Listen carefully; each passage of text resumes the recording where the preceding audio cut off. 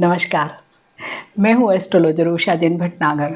आप सभी का स्वागत है मेरे इस चैनल पर। मैं एक नई श्रृंखला शुरू कर रही हूँ। जिन लोगों को भी ज्योतिष में रुचि है, ज्योतिष सीख रहे हैं या अपना राशिफल देखते हैं या कुछ जानकारी प्राप्त करना चाहते हैं अपने ही जीवन के बारे में, अपने ग्रह नक्षत्रों के बारे में, तो उन लोगों के लिए ये वीडियो बहुत मददगार साबित होगा। आप इसे डाउनलोड कर लीजिए और फिर आराम से जब भी मन है देखिए, अपनी कुंडली पर भी लगाकर देखिएगा। क्योंकि वैदिक ज्योतिष मुख्य रूप से नक्षत्रों पर ही आधारित होता है। जैसे कि हम सभी जानते हैं 27 नक्षत्र होते हैं, एक अभिजीत नक्षत्र और भी एक्स्ट्रा होता है, उसके बारे में हालांकि यहाँ मैं बाद में बात करूँगी। लेकिन यहाँ पर अश्विनी नक्षत्र से शुरू करके जो भी 27 नक्षत्र हैं उनके चारों चरण, नक्षत्र के देवता कौन है, कौन कौन सी राशियाँ किस किस चरण में आती है, कितनी कितनी डिग्री का प्रत्येक नक्षत्र होता है, प्रत्येक नक्षत्र का जो स्वामी है उसका क्या स्वभाव व्यवहार होता है और वो आपके जीवन में किस तरीके से किस चीज़ों में आपका इंटरेस्ट दिखाएगा, कैसा कैरियर होगा, कैसी हेल्थ होगी, वो सब डिटरमाइन करता है। तो नक्षत्र वैदिक ज्योतिष का मूल आधार है।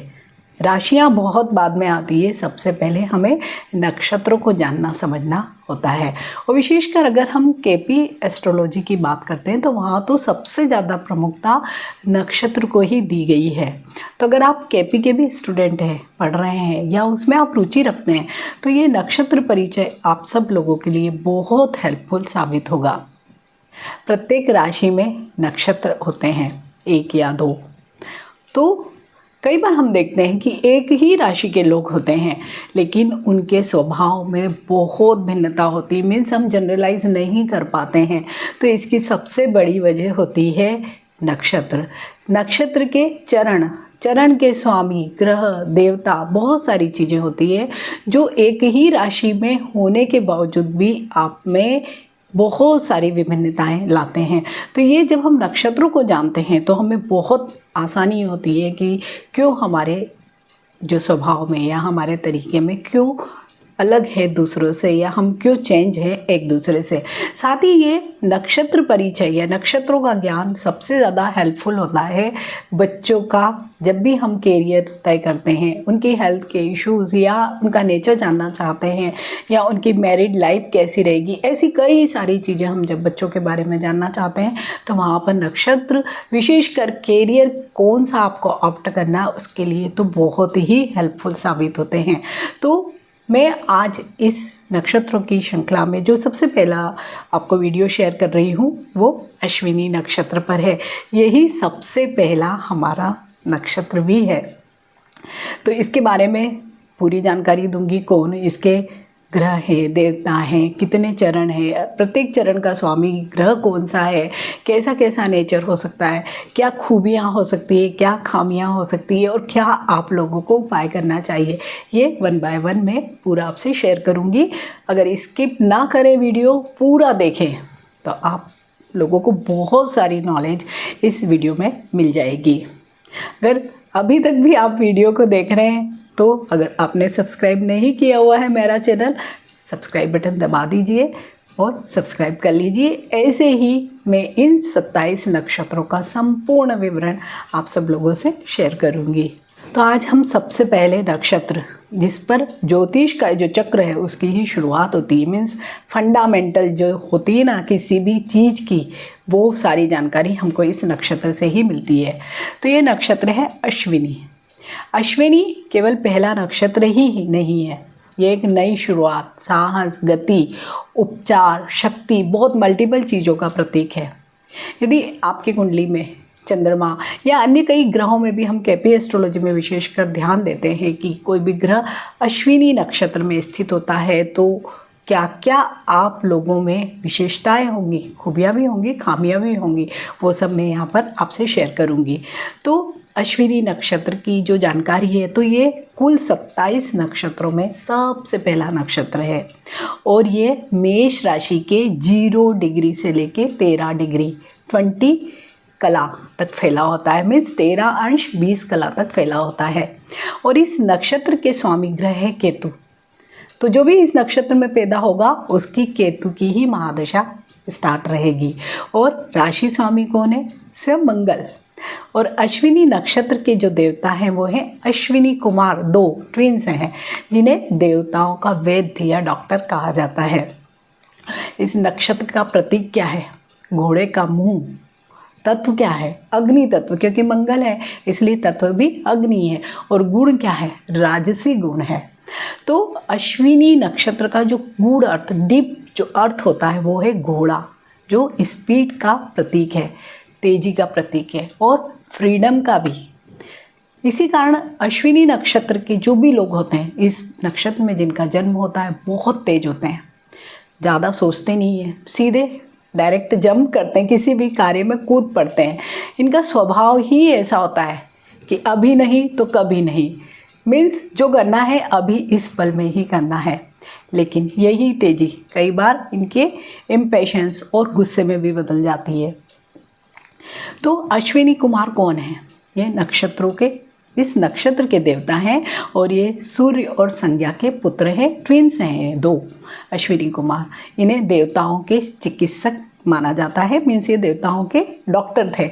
तो पुराणों में भी वर्णन मिलता है कि उन्होंने कई जो बहुत ही ज़्यादा लाइलाज या असाध्य रोगों को ठीक किया, और जो लोग बिल्कुल मृत प्राय व्यक्ति हो जाते हैं उनको भी जीवन दिया। इसी कारण अश्विनी नक्षत्र का संबंध है चिकित्सा से, मीन्स मेडिकल लाइन से, हीलिंग से, आयुर्वेद से, और जो भी चीज़ें क्विक, जिनका क्विक सॉल्यूशन निकलता है वो सब अश्विनी नक्षत्र से ही कनेक्ट होता है। तो अश्विनी नक्षत्र के लोग अक्सर दूसरों के जो भी प्रॉब्लम्स होते हैं उनको बहुत जल्दी समझ जाते हैं और बहुत जल्दी उनको सॉल्यूशन भी बताते हैं, इसलिए कंसल्टेंट, हीलर, ये सब ये लोग होते हैं, क्योंकि इन्हें क्विक कोई भी चीज़ का आइडिया आ जाता है। केतु का प्रभाव होता है, तो इस नक्षत्र का स्वामी ग्रह ही केतु है। केतु इनको क्या देता है?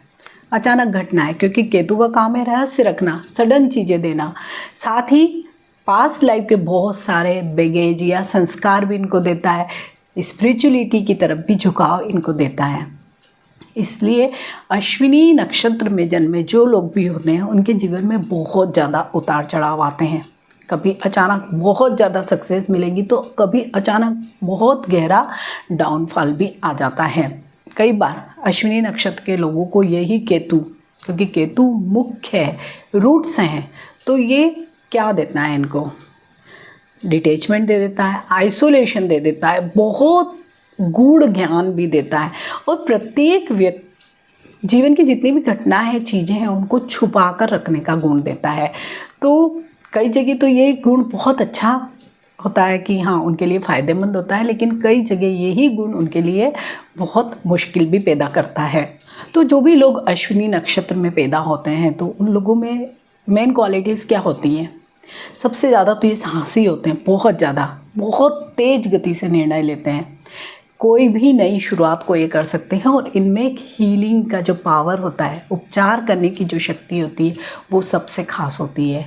लेकिन इसके साथ ही इनमें कुछ कमियां भी होती है, जैसे कि इम्पेशेंस बहुत होता है, क्रोध अधिक आता है, और कोई भी काम को ये अधूरा बहुत छोड़ देते हैं, एक काम करा फिर दूसरा भी शुरू कर लिया, तो इस तरह से इनमें थोड़ी सी कमियां भी होती है। तो अश्विनी नक्षत्र के 4 चरण होते हैं, तो हम प्रत्येक चरण को देखेंगे कि उसमें जन्मे लोगों में क्या क्या विशेषताएं हो सकती है। तो ये जो पहला चरण होता है वो मेष राशि के 0 अंश से लेके 3 अंश 20 कला तक होता है। ये मेष नवांश में, इसका नवांश का जो स्वामी होता है वो होता है मंगल, और ये चरण सबसे ज़्यादा उग्र फायरी होता है, क्योंकि मंगल की वजह से बहुत ज़्यादा स्पीड और फायर इनमें आ जाता है।